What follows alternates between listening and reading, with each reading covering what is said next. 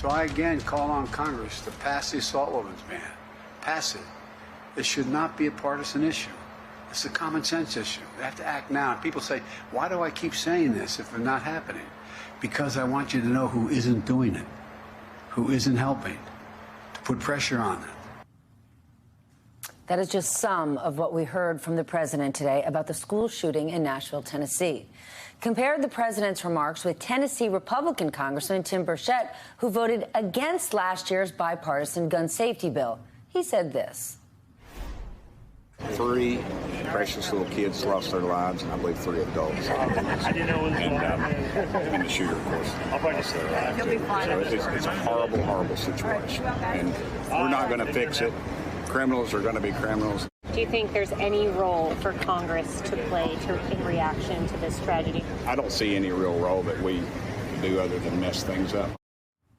We're definitely not going to fix it if we do not even try. Back with us tonight, former White House Press Secretary Jen Psaki, now my colleague and the host of the MSNBC show Inside with Jen Psaki, and former Republican Congressman and CIA officer from Texas, Will Hurd.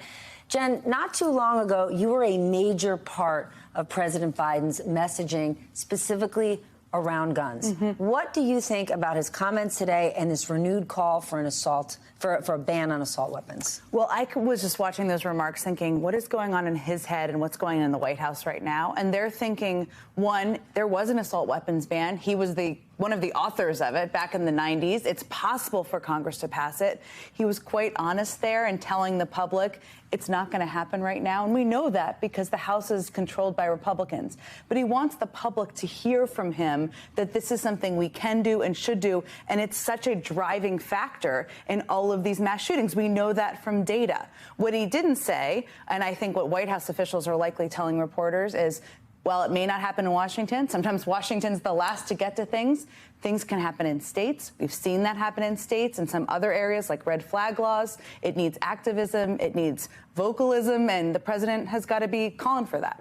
There is one big roadblock, and Will Hurd is well versed in this roadblock. Well, the majority of Americans want something done on guns. There is one superpower that has successfully stopped that. That is the NRA. You once had an A rating from the NRA. Explain to me how a lawmaker gets that. What do you agree to? It's given by the organization, but also I talked with groups like Moms Demand Action and Everytown, and I was one of 8 Republicans that voted in support of comprehensive background checks. Right, that should be simple. There are things like, why not raise if you have to be 21 to drink beer, why not raise the age to get a long gun to be at least 21? We talk about and we understand the mental health challenges around this.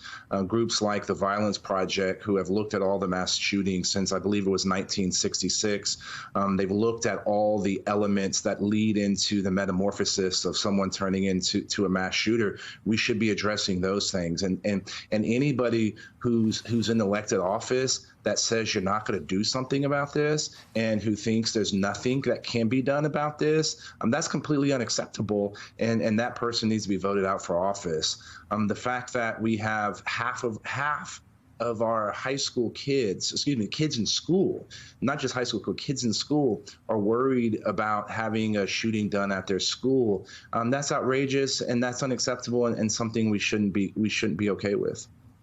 But what is it? What's the roadblock, right? So I'm guessing the NRA doesn't want any of those provisions changed. So for those lawmakers who have that A rating right now from the NRA, can they not do anything to change the laws and at the same time maintain their status or their funding or whatever it is they want and need from the NRA? Why did you care about them so much back in the day? I cared about them because I believe in the plain language of the Second Amendment, right? But I also listen to other groups. And guess what? Your voting card, the thing you use to cast votes, is not controlled by any organization or any other group. So can they do it? Yes. What I would say, this is not, this is something that I don't believe President Obama was, when he had control of the House and the Senate, was able to get something like this done either. But I think there are things that can be done. This is a complicated problem that requires multiple solutions. There's not going to be one fix that's going to miraculously solve this problem. We have to do many things, and I've talked about some of those. And those are the things that we should be working on, and Congress should be working on, because I think those are things that would get to the president's desk and the president would sign. So when it comes to the NRA and what their role in this is, these are the members need to be listening to their constituents, and constituents are sick and tired. And I'm sure parents that are hearing members saying there's nothing they can do are not going to be happy with that. But we need those folks to ultimately go out and vote as well. I mean, it's not a mystery what the NRA hold is over members of Congress. It's money. It's tens of millions of dollars that they've contributed to political campaigns. And the members who have A ratings get the most money from the NRA. So they don't want to offend the NRA. They don't want to support things that the NRA would use in their scorecard. That's why they continue to have the hold. As much as they have decreased their power, the NRA in some ways, they still have a lot of money, and they're still giving it, and it still has an impact. Well, there's got to be other ways to motivate some of those lawmakers. Will, I want to share what shooting survivor turned activist Ashby Beasley told us last night. Watch this.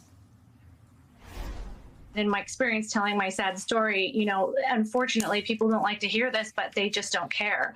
But what they are listening to and the conversations we are having is about the fact that our assault weapons are causing an international crisis with Mexico. They are fueling the drug trade. They are enforcing the fentanyl crisis. They are enforcing the human trafficking crisis that is going on that we hear Republicans talk about all the time. We do hear Republicans talk about those things. So do you think that kind of approach could work to get anything done with Republicans here?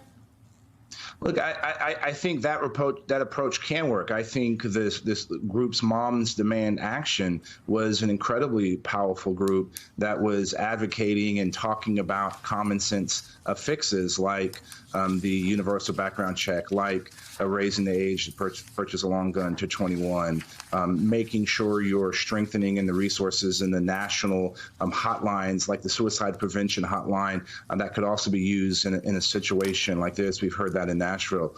We should be talking about making sure that DOJ funding is going to cities to make sure that their police officers have the training that we saw the Nashville folks, the Nashville police do. That was not the case in Uvalde, a district that I represented when I was in Congress. I think those are things that when you have a grassroots organizations bring forward, you can see some change. But ultimately, people need to come out and vote based on this particular issue.